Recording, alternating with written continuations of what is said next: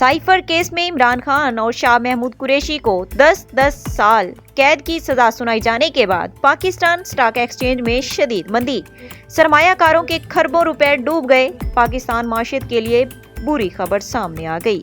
Official cigarette act کے تحت خصوصی عدالت کے تحت ابو حسنان نے سائفر کیس میں پاکستان تحریک انصاف کے بانی چیئرمین اور سابق وزیر اعظم عمران خان اور پارٹی کے وائس چیئرمین اور سابق وزیر خارجہ شاہ محمود قریشی کو منگل کو 10 سال کی قید کی سزا سنائی۔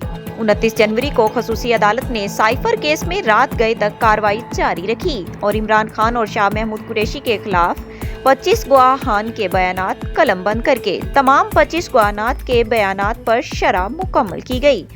30 جنوری کی صبح فیصلہ سناتے ہوئے عمران خان اور شاہ محمود قریشی کو قصوروار ٹھہراتے ہوئے 10 سال کی قید بامشقت سزا سنائی، جس کے بعد پاکستان کی اسٹاک ایکسچینج پوری طرح گر گئی۔ سابق وزیر اعظم کو سزا سنانے کا اثر ملکی معیشت پر پڑا اور سرمایہ کاروں کے کھربوں روپے ڈوب گئے۔ عمران خان اور شاہ محمود قریشی کو سزا سنائے جانے کے بعد پاکستان اسٹاک ایکسچینج کے بے شمار کیس SE 100 1100 پوائنٹ سے زائد کی کمی دیکھی گئی۔ PSX ویب سائٹ کے مطابق 1:13 پر KSE 100 انڈیکس 1136 پوائنٹ گرنے کے بعد 61,637 پر آ گیا۔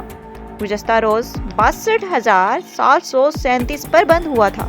29 جنوری کو بھی پاکستان اسٹاک ایکسچینج میں مندی دیکھی گئی اور انڈیکس میں 63,000 کی نفسیات نیچے آ گیا۔